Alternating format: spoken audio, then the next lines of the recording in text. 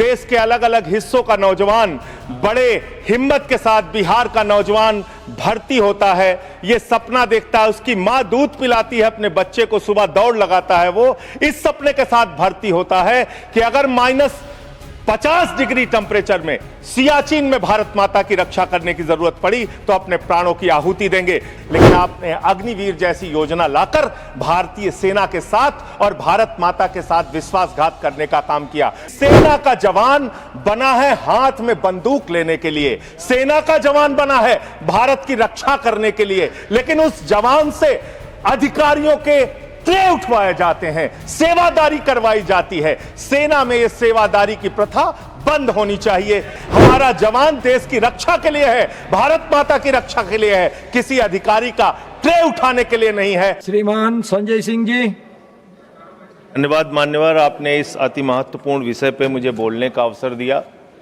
मान्यवर, भारतीय सेना देश का गौरव है। भारतीय सेना में भर्ती होना एक नौजवान का सपना होता है मान्यवर।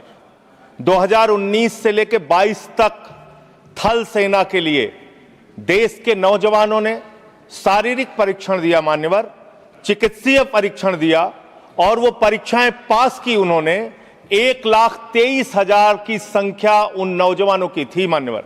और इसी तरीके से वायुसेना के लिए लगभग 7,000 नौजवानों ने परीक्षा पास की। लेकिन बड़े अफसोस के साथ आपके माध्यम से इस सरकार को बताना चाहता हूं कि आज वो नौजवान अवसाद में हैं, निराशा में हैं, पीड़ा में हैं, दुख में हैं कि उनको आज तक सेना में भर्ती का अंतिम जो भर्ती के लिए उनको चिट्ठी मिलनी चाहिए, उस चिट्ठी की प्रतीक्षा कर रहे हैं मान्यवर।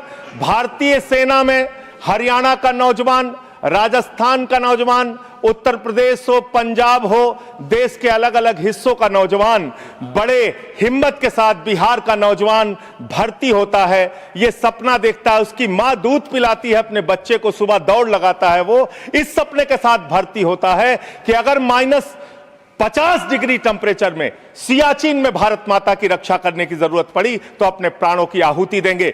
+50 डिग्री टेम्परेचर में जैसलमेर में खड़े होकर अगर भारत माता की रक्षा करने की जरूरत पड़ी तो अपने प्राणों की आहुति देंगे। लेकिन आपने अग्निवीर जैसी योजना लाकर भारतीय सेना के साथ और भारत माता के साथ विश्वासघात करने का काम किया। मान्यवर, एक अंतिम बात कह के मैं अपनी बात को खत्म करूंगा। मान्यवर, एक हरेंद्र यादव नाम का सेना का नौजवान, सेना का जवान पिछले दिनों जौनपुर में मिला मान्यवर।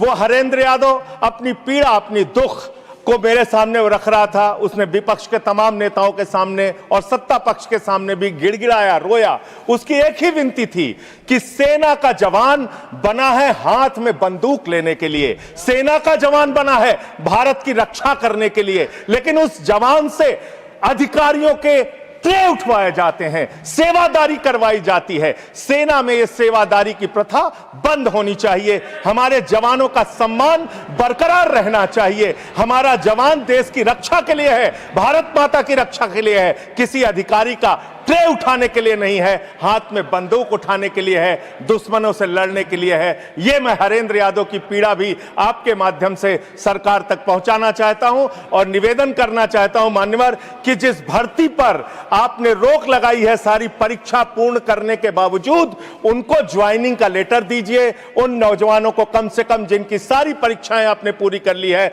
उन नौजवानों की भर्ती कीजिए। बहुत बहुत धन्यवाद।